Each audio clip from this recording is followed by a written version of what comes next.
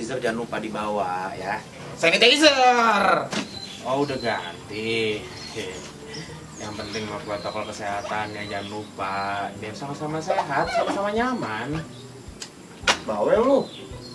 Ih, dibilangin. Nanti kerjaannya physical distancing lu. Hah? Iya, jaga jarak.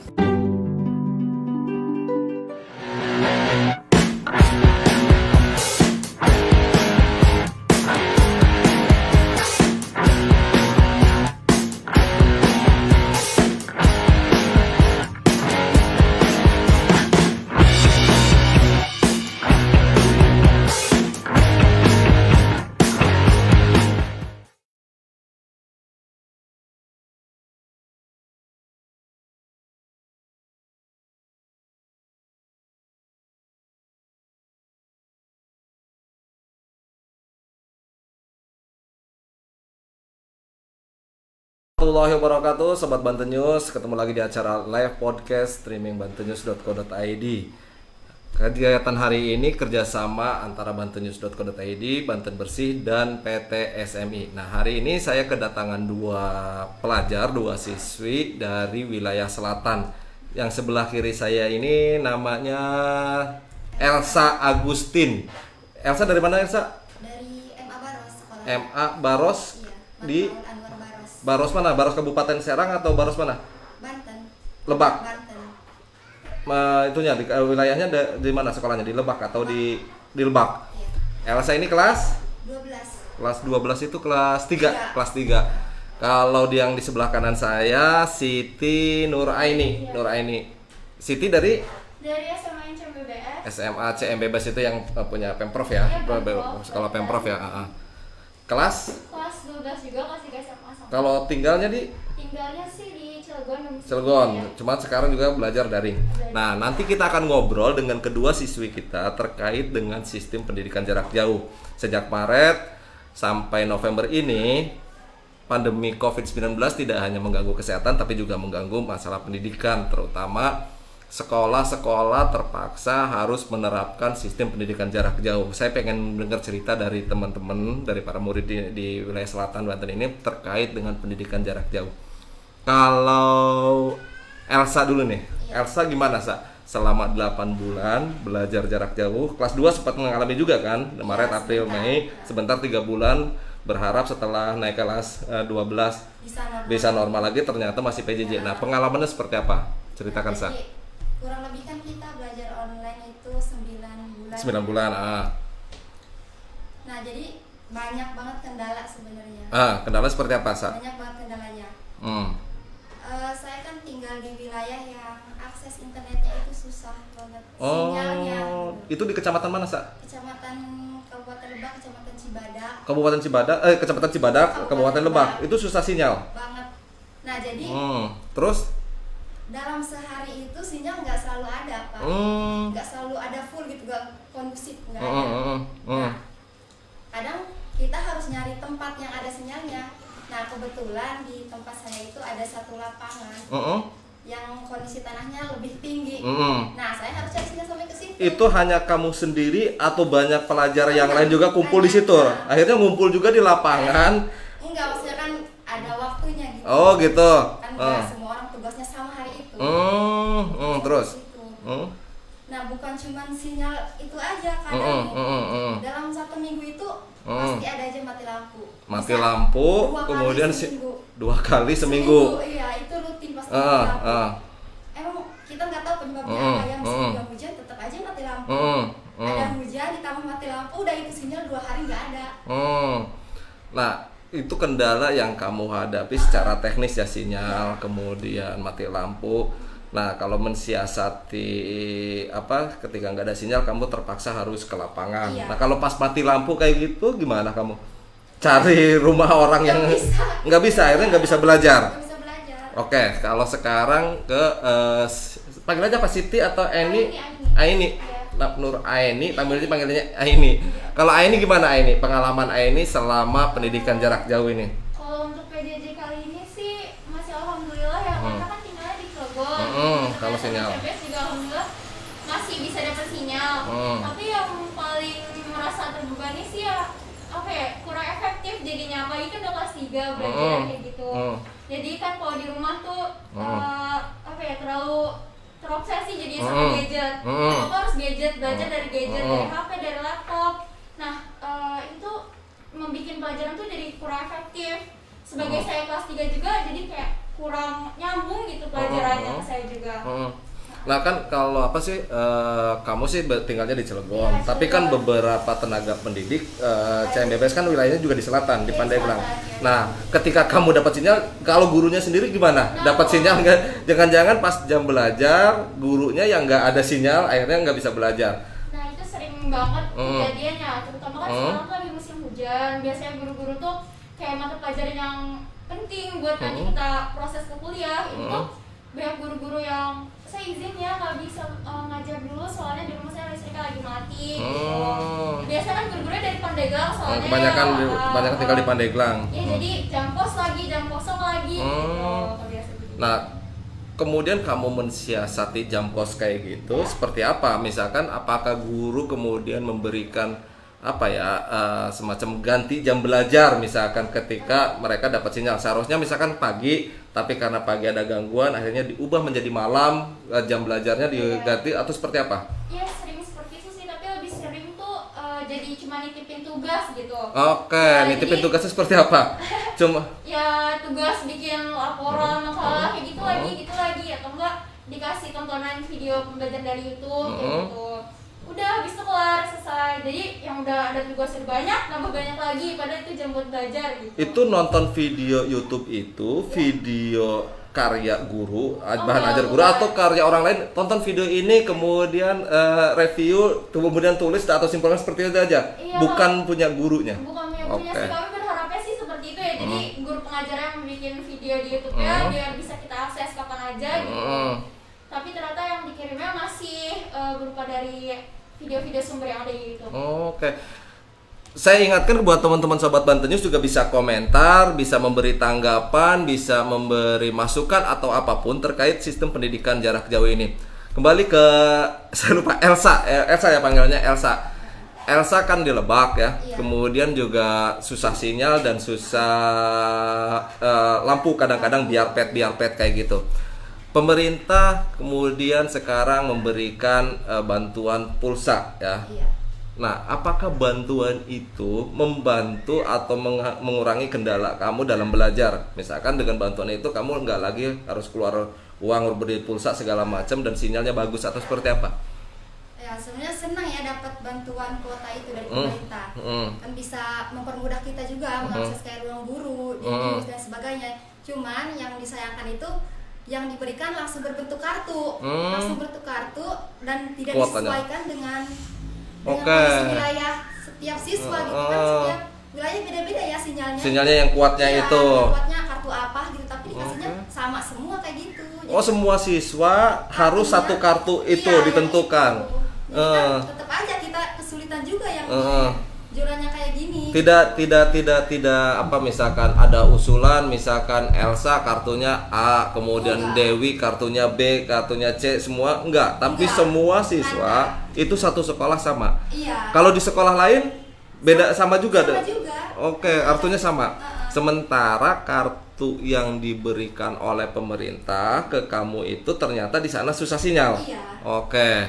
Ini juga masukan buat pemerintah ya. Pemasukan silakan. Semoga ya ada pemerintah yang menanggapi masalah kami. Jadi diberikan bantuan berupa langsung kartu seperti itu sama saja gitu. Apa bedanya? Kita juga tetap harus beli pulsa sendiri. Oke, jadi diberi bantuan tapi tetap harus mengeluarkan uang sendiri. Yang bantuan itu tidak terpakai? Terpakai sedikit-sedikit. Kalau kita keluar dari misalkan kan sistem belajarnya itu sistem campuran gitu. Kita kadang ke sekolah juga buat ngambil tugas. Kalau keluar dari zona tempat saya tinggal agak bisa gitu, pakai sedikit langsung dimanfaatkan. Kalau udah pulang ke rumah ya tetap aja nggak bisa. Jadi kamu terpaksa harus beli pulsa lagi, beli kartu yang lain itu karena yang ada sinyalnya itu. Kalau siapa ini gimana ini? Terkait bantuan yang tadi pulsa itu? Dikirim dari pemerintah sih cukup membantu ya, cuman seperti sedikit telat ya karena saya sendiri saja baru dapat kuotanya datangnya itu bulan ini gitu. Baru bulan ini? Baru Kalau bulan ini, Elsa sama baru 1 bulan ya? Baru 1 bulan. Baru 1 bulan. Berapa giga? 30 giga ya kalau nggak salah? 30 giga. 30 giga untuk yang video pembelajaran gitu. Nah, 5 giganya baru yang bisa kita akses. Sedangkan kan kalau guru-guru itu lebih sering ngasih ini ya video pembelajarannya kayak dari YouTube gitu. Nah, sayang banget 30 giga itu tuh malah nggak include YouTube gitu. Malah kayak yang jarang kita buka. Kayak websitenya Kemdikbud. Yang ruang belajar segala macam. Sementara guru memberikan tugasnya kebanyakan dari YouTube, bukan dari ruang belajar dan segala macam. Dari website-website yang lain gitu. Nah, mensiasatinya seperti apa? Kamu terpaksa lagi beli pulsa? Iya, kadang kalau misalnya karena limit untuk YouTube-nya nggak bisa. Untuk belajar lagi akhirnya saya beli pulsa lagi gitu buat belajarnya. Dalam sebulan, Aini dan Elsa kira-kira menghabiskan berapa pulsa? Berapa biaya untuk membeli kuota itu? Sebelum ada bantuan dan setelah ada bantuan? Kalau Elsa itu kan gimana dikasih tugasnya aja. Kalau misalkan dikasih tugas kayak minggu ini tuh banyak banget tugas yang harus buka Google misalkan. Baru beli, biasanya paket eceran aja kalau Elsa enggak. Paket eceran itu gimana? Yang 10.000 enggak langsung 1 bulan. 20.000 enggak. Kira-kira berapa sebulan habis? Lebih dari 100.000 juga. Lebih dari 100.000. Kalau Aini? Kalau dari sebelum adanya subsidi kuota ini kan sering banget tuh kita karena lagi adaptasi ya, jadi sering banget video pembelajarannya lewat Zoom, lewat Google Meet gitu. Jadi butuh kuota yang banyak banget. Kemarin saya cek aja butuh sampai sebulan itu ngabisin 50 giga. Nah itu habis 150.000 buat saya sebulan. Buat temen-temen juga yang lain. Terus setelah adanya kuota ini sih alhamdulillah jadi sedikit terbantu. Jadi paling sebulan 50.000 gitu. Nah, khusus untuk ini Elsa, tadi kan Elsa bahwa mendapatkan bantuan pulsa tapi dengan tidak memerhatikan kondisi di lapangan. Elsa sendiri pernah nggak menyampaikan hal itu ke kepala sekolah, Bu Guru, Pak Guru, pulsanya jangan yang ini dong, kartunya kita nggak bisa kalau kartu ini. Pernah nggak menyampaikan hal itu ke sekolah? Kemudian apa tanggapan dari pihak sekolah? Jadi kita tuh belajar tuh nggak selalu tentang pendidikan umum, Pak. Kita juga sesekali pernah belajar tentang ini juga, membahas tentang PJJ. Jadi pernah juga kayak di Google Meet itu pernah sama Pak Tami. Nah terus pernah membahas ini juga tentang kartu. Nah jadi sebelum ada bantuan ini kan baru bulan kemarin tuh rencananya sekolah kami juga mau memberikan bantuan fasilitas ya buat kami gitu. Kebetulan ada bantuan, coba aja dulu dipakai. Gitu. Oke. Obrolan dengan Elsa dan Aini nanti akan kita lanjutkan. Ini semakin menarik. Saya ingatkan lagi kepada teman-teman Sobat Banten News yang ingin memberikan komentar, tanggapan, atau saran terkait pendidikan jarak jauh. Silakan berikan komentar di Facebook bantennews.co.id. Kita lanjutkan obrolan ini setelah pesan-pesan berikut ini. Dulur-dulur seprovinsi Banten, kula saking Rambu Banten, ayo ngajak dulur-dulur sedanten kangge ngebaca berita sing aktual, sing aktif, sing memang terus remegagag ya. Tonton atau dibaca beritanya ning bantennews.co.id semengkoten saos. Rajin bener dah, mau kemana sih? Ada kerjaan. Oh, ya udah. Aduh. Masker sama hand stabilizer jangan lupa dibawa ya. Sanitizer. Oh, udah ganti. Yang penting mah protokol kesehatan ya, jangan lupa. Biar sama-sama sehat, sama-sama nyaman. Bawel lu. Dibilangin. Nanti kerjaannya physical distancing loh. Hah? Iya, jaga jarak.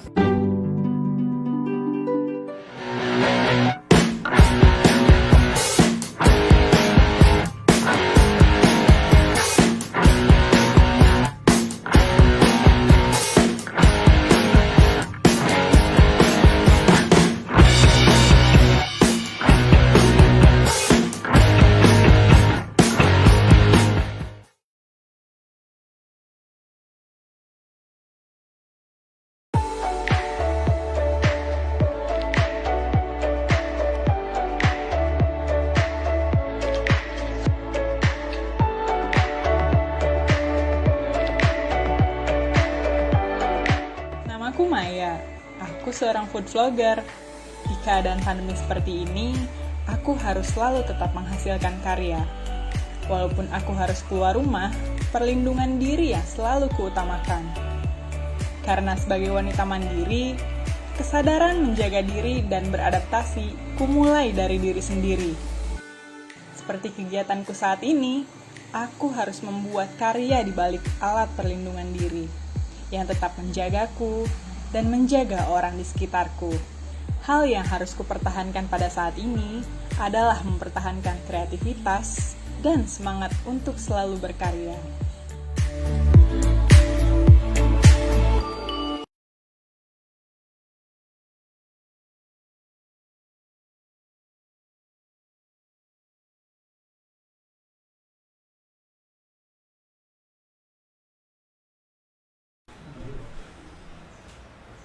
Kita lanjutkan obrolan terkait murid bicara pendidikan jarak jauh pada masa pandemi ini bersama Elsa dan Aini.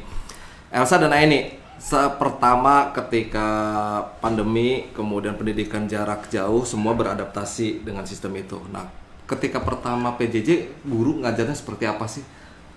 Untuk pertama kali PJJ kan sebenarnya kita dikasih himbauannya cuma 2 minggu ya. Nah, saat itu tuh jadi kayak apa ya, mindset muridnya sama gurunya tuh ya ini cuma sementara gitu. Jadi ya gurunya juga masih adaptasi, kita juga masih adaptasi. Jadi 2 minggu itu tuh seperti nggak belajar apa-apa gitu. Nggak belajar apa-apa selama 2 minggu? Iya, paling kayak absen gitu doang. Karena kan mungkin gurunya juga lagi adaptasi, ini mau pakai metode yang seperti apa. Kita juga siapin media yang untuk dipakainya, seperti itu. Untuk mungkin udah mulai lumayan efektifnya sih sekitar 2 bulan ke depannya gitu, baru berjalan bisa seperti biasanya gitu. Kalau yang pertama itu seperti apa guru mengajarnya? Apakah cuma WhatsApp kayak gitu misalkan bikin grup kelas atau seperti apa? Atau ceritakan gimana? Jadi saat awal-awal tuh kan kita lagi hari Senin tuh ya, kita bingung tuh. Ini kok nggak ada apa-apa, nggak ada pemberitaan apa-apa. Akhirnya kita diajak untuk masuk ke grup angkatan. Di situ dikasih link-linknya buat kayak guru mata pelajaran ini. Cuman ya paling cuman ada 4 pelajaran gitu yang udah mulai bikin grup WhatsApp-nya. Sedangkan yang lainnya ya udah kelewat gitu jam kelas jadinya. Seperti itu. Jadi ujungnya gak belajar. Jadinya malahan apa ya? Gak dapet apa-apa gitu kerasa ya di rumah. Sayang banget padahal kan ya. Nah kalau Elsa gimana? Pertama ketika PJJ sekolah, guru, murid seperti apa adaptasi terhadap PJJ dari tadinya tatap muka, tiba-tiba harus PJJ kayak gimana sistem belajarnya? Pas minggu-minggu pertama pas kita dikasih tahu, bener kata Kak Nuraini ya, dikasih tahu cuma paling 2 minggu, habis itu kita masuk lagi, nah gitu. Tapi kita langsung menetapkan sistem kurir. Jadi sistem kurir itu seperti apa? Kita dibagi kelompok. Misalkan satu kelompok 5 atau 6 orang gitu. Kita harus ke sekolah ngambil tugas atau materi. Nanti kita kerjakan di rumah, baru nanti minggu depannya kita kasih lagi ke sekolah. Kerjanya tetap kerja kelompok atau sendiri-sendiri? Sendiri-sendiri, ya. Kalau ke sekolahnya mengikuti zona, misalkan dari zona selatan ada 5 orang. Nah, itu satu kelompok untuk ngambil tugas jadi 5 orang aja gitu. Tetap pakai protokol kesehatan tetap gitu. Kita pakai masker juga. Nah, kemudian nanti karena siswanya juga terbatas ya, karena kita juga masih terbatas, jadi masih bisa diatur lah, dibagi gitu sedikit-sedikit misalkan. Belum menggunakan teknologi kayak WhatsApp, kita belum menggunakan itu karena. Terus seperti apa? Ngomong komunikasinya kalau nggak ada WhatsApp nggak dapat gimana? Komunikasinya aja pakai ya, pakai kentongan WhatsApp gitu kumpul kan? Iya, seperti komunikasinya aja gitu, komunikasinya aja paling kayak pengumuman lewat WhatsApp. Kalau ngasih tugas enggak gitu, kita dikasih buku. Kalau sekarang ini kan udah 9 bulan udah mulai orang guru kemudian juga mencari metode dan segala macam. Kalau sekarang sistem belajarnya seperti apa ketika jarak jauh tuh? Pakai Google Meet atau seperti apa atau Zoom atau seperti apa? Untuk sekarang sini lumayan alhamdulillah ya, karena udah mulai teradaptasi. Jadinya guru-guru juga udah sering Google Meet, Zoom, pakai media berupa Microsoft Teams atau Google Classroom. Di situ kan ada medianya gitu kan. Jadi untuk mata-mata pelajaran yang menurut saya penting sih alhamdulillah sudah mulai terkondisikan gitu. Cuman ya itu baik lagi ya, kadang nggak selamanya jam pelajaran tuh buat belajar gitu. Kadang masih kayak ngaret-ngaret gitu, masih lama telat-telat, atau enggak kayak cuma sebentar gitu belajarnya. Kalau kalau Elsa sendiri seperti apa kalau sekarang? Kita menggunakan metode campuran karena di sekolah itu ada yang tinggal di asrama juga kayak Oh, pondok ada yang pesantren. boarding, ada yang boarding iya, juga, jadi oke. susah menyesuaikannya kalau misalkan kita terus pakai teknologi, susah menyesuaikannya nanti mereka. Jadi pakai metode campuran. Nah, itu banyak metode sekarang. Kalau dari penyampaian materi guru, itu kamu bisa menangkap lebih enak atau seperti apa guru ketika menyampaikan secara daring, secara jarak jauh itu? Apakah guru cuma monolog atau seperti apa? Atau ada komunikasi nggak? Misalkan ketika guru menerangkan, kamu bisa, Pak nggak ngerti kita nanya, atau kamu cuma dengarkan, jangan-jangan juga kamera dimatikan, kemudian kamunya tidur atau pergi? Seperti apa? Nah itu sih yang sangat disayangkan ya kan. Kalau lagi kayak gini jadi murid-muridnya juga lada telena ya, karena kurang pantauan jadinya. Ya kalau misal mau matiin kamera ya udah matiin kamera terus tinggal tidur gitu. Oke. Bisa. Terus kalau misal lagi serius belajar tuh kadang gurunya tuh karena mungkin di depan kamera aja ya nggak gerak-gerak mana, jadinya pasif gitu ngajarnya. Jadi kayak monolog, kurang interaktif sama kita ya juga.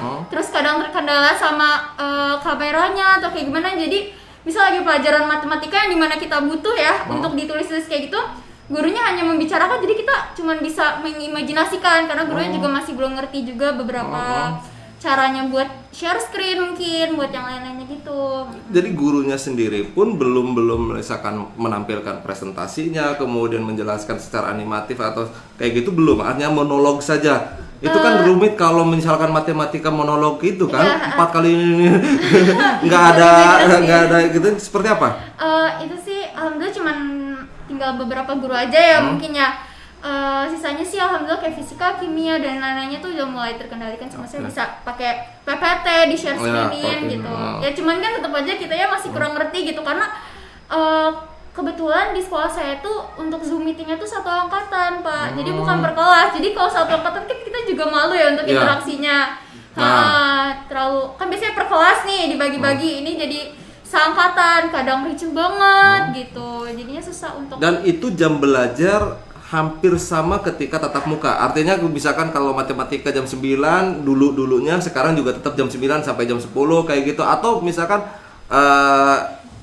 nggak ada batas waktu, bisa-bisa malam karena gurunya kita malam aja, jarak jauh aja kayak gitu. Itu seperti itu atau tetap hanya memindahkan jam belajarnya sama, hanya medianya yang berbeda? Jam belajarnya sih jadi diubah ya, mungkin dari seminggu kita misalnya bisa dapat matematika 3 kali, ini jadi cuman dipakai di 1 hari doang. Karena kan bareng-bareng satu angkatan 120 anak dipaksa untuk Google Meet bareng-bareng pelajaran matematika. Dan itu tuh selama 3 jam ya kita juga sampai pusing-pusing lah ya kayak gitu. Terus mata kita juga sakit untuk ngeliat layar laptopnya. Kebetulan saya juga yang awal dari tadinya matanya normal, sekarang udah mulai minus karena udah mulai kabur-kaburan ngeliatnya, karena tiap hari pasti dipaksa buat ngeliat gadget gitu. Terus kalau untuk belajarnya sih alhamdulillah masuk-masuk aja sih. Kalau misalnya fokus mah gitu. Nah, itu kan kamu ada kendala interaksi karena kamu nggak enak, karena nggak kenal atau sungkan dengan tim-tim dengan angkatan yang lain, beda angkatan kayak gitu. Nah, kamu pernah meminta ke guru atau ke pihak sekolah, Bu, kita per kelas aja biar komunikasinya enak, atau seperti apa? Atau kamu ya nerimo wae lah? Pernah untuk diajukan seperti itu, cuman balik lagi karena biar efektif aja kan, mumpung pelajarannya sama gitu, jadi bareng-bareng aja ya, cuman kan keberatan di kita ya juga ya. Terus untuk yang tadi yang katanya jam malam itu, kadang ada guru yang lagi jadwalnya pelajaran tuh nggak ada kabar apa-apa, jadi kita bingung, kita nungguin di laptop, mantengin laptop, ternyata pas lagi itu mulai muncul sore nanti kita belajarnya malam kayak gitu, atau nggak ada tugas dikumpulnya langsung malam ini gitu. Jadi kadang suka dadakan gitu. Kalau Elsa seperti apa untuk pengajaran kayak gitu, si guru itu apakah monolog atau seperti apa, atau ketika campuran itu seperti apa?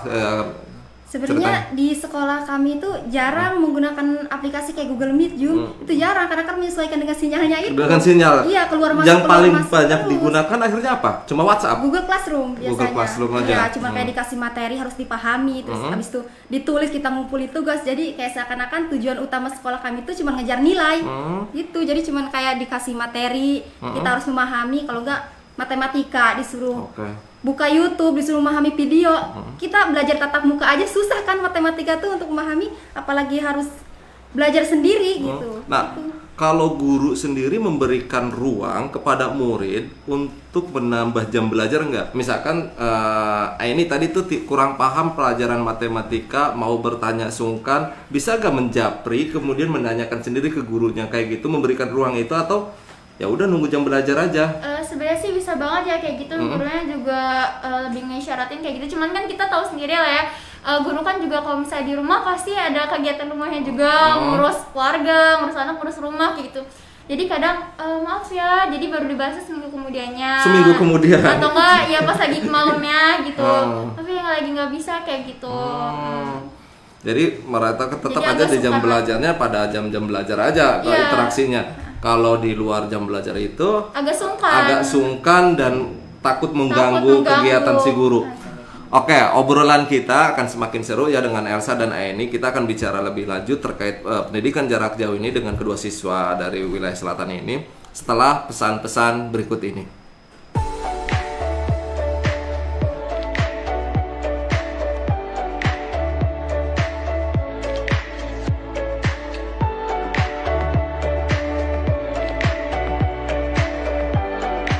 Namaku Maya, aku seorang food vlogger.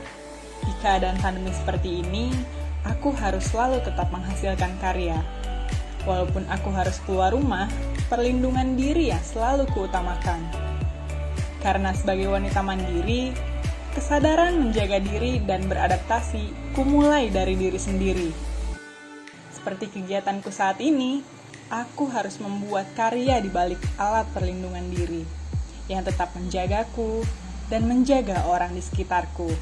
Hal yang harus kupertahankan pada saat ini adalah mempertahankan kreativitas dan semangat untuk selalu berkarya.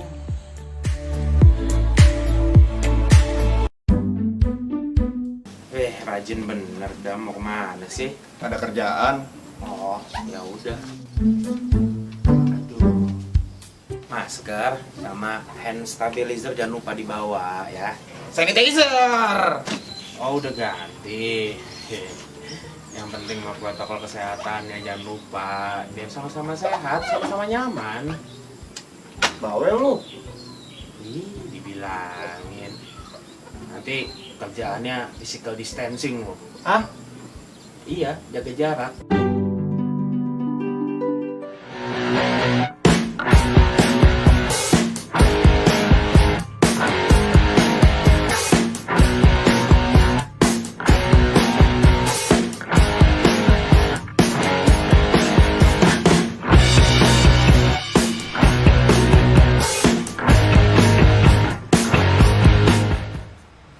Kita lanjutkan obrolan terkait murid bicara pendidikan jarak jauh bersama Elsa dan Aini. Elsa dan Aini udah 9 bulan menjalani PJJ, pendidikan jarak jauh. Mungkin kamu bisa menangkap mana sih guru yang asik, kemudian kamu bisa menerima pelajaran itu dengan cepat dan menarik. Dan ada guru yang monoton dan sebagainya. Kalau Aini dan Elsa, guru yang asik ketika PJJ itu yang seperti apa sih? Kalau Elsa dulu, sok. Kalau menurut Elsa ya, Elsa lebih suka kalau dikasih tugas itu tugas hafalan misalkan kayak gini. Iya kan, karena pelajarannya banyak ke agama, jadi lebih senang kalau dikasih hafalan. Jadi kita kayak bener-bener belajar. Kalau misalkan kayak dikasih tugas, anak-anak misalkan cari apa pengertian ini, pengertian itu, kita kan bisa cari di Google kan, gampang, tinggal disalin, tinggal kita tulis, kita kirim. Jadi kayak gak ada perjuangan apa-apa gitu. Kalau misalkan dikasih hafalan kan, kita bisa sekalian belajar, sekalian dapat pemahaman juga. Jadi lebih senang kalau ada guru yang kayak gitu. Bukan cuman nge-share di WhatsApp misalkan, tulis ini tolong dirangkum, tolong itu. Itu kan kayak malas gitu ngelakuinnya. Kalau cara penyampaian materi ajarnya seperti apa guru yang menurut kamu yang asik, yang menarik untuk jarak jauh itu seperti apa? Kemudian perangkatnya segala macam itu yang seperti apa sih yang menarik? Sebenarnya lebih suka di Google Meet, cuman kan karena jarang ya, tapi lebih suka di Google Meet. Karena bisa sekalian tatap muka gitu, kayak tatap muka. Terus guru juga lebih senang kalau guru yang menyampaikannya tuh bukan cuman tentang pendidikan umum aja, tapi kayak diselang-selang gitu, kayak tentang apa yang terjadi hari ini gitu kan. Kita juga kayak lebih semangat, kita lebih semangat lagi gitu. Nah, kalau Aini ngelihat guru yang menarik untuk sistem pendidikan jarak jauh itu yang seperti apa, yang supaya kamu bisa menerima pelajaran itu lebih gampang, lebih menarik kayak gitu? Kalau menurut saya sih oh ya, ini saya juga sebenarnya untuk masalah PJJ ini sering berbincang-bincang dengan teman-teman saya, jadi kita keluh-keluhan bareng. Nah, terus yang paling banyak dikeluhkan teman-teman kamu yang hampir sama nih keluhannya nih, kemudian harusnya guru nih gini nih seperti apa? Ya paling kayak guru-guru yang di Google Classroom ngisi ngirim absen terus langsung ngirim tugas gitu, gak ada apa-apa lagi. Nggak memberikan penjelasan, nggak ngasih materi. Ya. Itu masih ada guru kayak gitu, Mas. Ada guru kayak gitu. Nah, itu yang paling kita rada kurang ini sih, gimana gitu ya. Tapi yang menurut saya banyak sih udah guru CM tuh yang asik gitu untuk ngajarnya, udah mulai teradaptasi sama kondisi. Nah, yang seperti apa yang asik itu? Nah, yang seperti misalnya contoh guru bahasa Inggris saya tuh. Jadi dalam Google Meet ini tuh bukan cuma sekedar Google Meet menjelaskan seperti itu monoton, tapi di situ tuh benar-benar diajarkan disiplinnya. Jadi kalau misalnya beliau itu menyuruh kita untuk kayak ini harus tepat jam segini ya, terus pakai seragam kalau bisa. Kan kalau misalnya udah tersiasati kayak gitu kan kita jadi semangat ya, fokusnya belajar juga jadi lebih nambah lagi gitu kan, dibanding sama guru yang kayak ya udah nggak apa-apa off cam aja gitu, sama yang cuma di depan layar gitu ngejelasin. Kan jadi kita ya keikut kantuk dan males, terus capek juga ngeliat layarnya. Kalau misalnya ini kan asik kita ngobrol juga, terus banyak yang diomongin, terus kitanya juga bisa keluh kesah juga gitu tuh ke guru yang masih mau mendengerin dan interaktif ke muridnya juga gitu. Yang paling disenangi sih. Kalau ketika PJJ kayak gitu, ada nggak misalkan aturan PJJ dari masing-masing guru? Misalkan yang tadi harus tetap pakai seragam walaupun di rumah harus pakai seragam, atau harus on cam, kemudian ada nggak seperti itu? Atau dibebaskan saja setiap guru kemudian beda-beda membuat aturan? Kalau untuk dari sekolah sih dibebasin ya, buat guru terserah gurunya mau bikin aturannya kayak gimana masing-masing. Tapi saya pribadi sih lebih merasa belajar tuh lebih efektif kalau kita tuh terkondisikan gitu.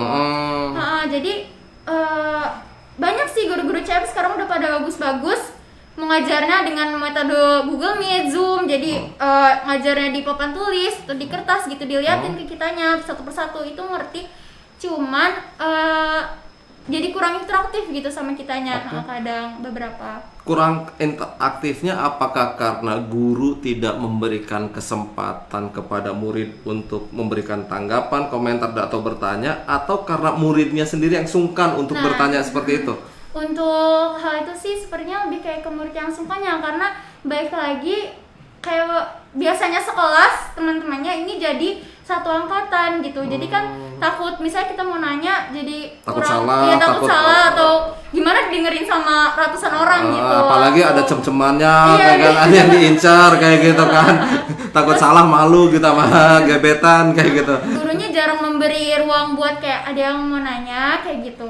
Enggak ada. Jarang sih. Jarang, oke. Ada tapi jarang gitu. Lebih kayak kalau ngejar, oh ini udah jam segini, ayo kita buruan kayak gitu. Jadi di kitanya cuman nggak dapat apa-apa gitu. Kalau bahan ajarnya sendiri seperti apa? Bahan ajarnya, misalkan videonya itu sudah interaktif kah, atau cuma sekedar zoom nonton kayak gitu, atau ada yang animasi, kemudian ada yang grafis segala macam kayak gitu, udah seperti itu enggak? Kalau di kita sih enggak, karena kan jarang. Kita sekolah itu kan jarang, jadi enggak kayak dikasih kalau materi. itu?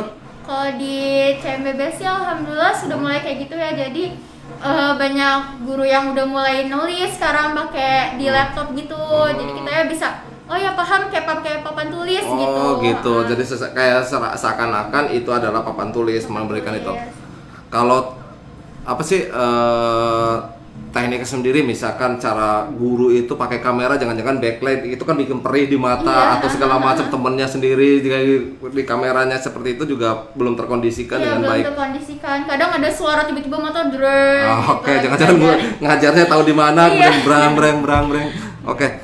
Sekarang ini segmen terakhir buat Elsa, buat Aini menyampaikan aspirasi suara kalian sebagai murid terkait pendidikan jarak jauh supaya efektif dan efisien. Karena banyak yang mengeluhkan pendidikan jarak jauh ini tidak efektif dan efisien. Tapi ini realitas bahwa kita harus menjaga jarak segala macam, kita harus melaksanakan pendidikan jarak jauh. Nah, harapan kamu sebagai murid, seperti apa sih pendidikan jarak jauh yang efektif dan efisien itu? Harusnya seperti apa? Mulai dari guru, kemudian pemerintahnya seperti apa, kayak gitu. Supaya mengasih pulsanya jangan yang kartunya yang itu, yang lain lah. Oke, silakan kepada Elsa dulu. Harapan kamu nih, ini segmen terakhir. ya kan sekolah kayak gini sebenarnya kurang efektif ya. Jadi yang punya smartphone ya bisa ikut kelas online gitu. Sedangkan di lingkungan saya banyak juga yang nggak punya. Jadi mereka nggak bisa menyesuaikan gitu. Jadi saya berharap pemerintah kayak lebih merespon gitu, menanggapi bahwa sebenarnya banyak di luar sana anak-anak sekolah yang kesulitan untuk ikut online kelas kayak gini gitu. Mereka kesulitan, kan banyak juga di berita, ada yang diberitakan ayahnya yang harus nyuri laptop itu kan untuk anaknya daring, itu kan masalah. Terus ada anak kecil yang harus jual ayamnya buat beli HP buat ikut kelas online kan, itu juga masalah. Harusnya lebih ditanggapi lagi. Saya sih berharap gitu, ada kebijakan dari pemerintah supaya melihat lebih luas, bukan cuma melihat di kota aja. Iya, kalau di kota memang kelihatannya gitu baik-baik aja dari segi sinyal, dari segi teknologinya, listrik, kelihatannya baik-baik aja. Tapi coba kalau ke pelosok daerah, banyak banget anak-anak yang berjuang buat sekolah kayak gini gitu. Memang pendidikan lebih penting, tapi kesehatan jauh lebih penting kan, prinsipnya begitu kan. Sekarang dari Aini, Iya. apa harapan Aini terkait sistem pendidikan jarak jauh ini supaya yang efektif dan efisien? Harapan kamu ke pemerintah, ke pihak sekolah, ke guru, dan ke teman-teman kamu seperti apa? Kalau untuk ke pemerintahnya sendiri sih ya banyak ya pasti mau balik lagi ke sekolah offline gitu. Dengar-dengar kan katanya Januari udah mulai lagi nih. Semoga beneran lah sekolah offline. Semoga pada pandeminya beres, Iya, kayak gitu, pada pandeminya dulu beres, pakai karena masker, ya, pada biar jaga jarak. pakai masker, jaga jarak. Yang penting kan kayak gitu ya. Insya Allah aman kok kayak gitu. Terus karena kan kita juga udah mau belajar yang benar-benar nih. Kalau terus-terusan kayak gini kan bakal keteteran mulu gitu. Terus harapannya buat pihak sekolah atau guru sih mungkin lebih ditegasin aja dalam mengajarnya gitu, untuk guru-guru dan siswanya juga gitu, buat belajarnya agar tersampaikan gitu, dua arah, jangan satu arah saja gitu. Itu harapan saya sih. Oke, terima kasih buat Elsa, buat Aini yang telah memberikan suaranya untuk berbicara tentang sistem pendidikan jarak jauh. Semoga ini didengar oleh para pemangku kepentingan. Terima kasih buat Sobat Banten News yang sudah menyaksikan dialog ini. Terima kasih juga buat Banten Bersih dan PT SMI yang telah memfasilitasi podcast kali ini. Terima kasih semuanya. Mohon maaf jika ada kesalahan. Assalamualaikum warahmatullahi wabarakatuh. Waalaikumsalam warahmatullahi wabarakatuh.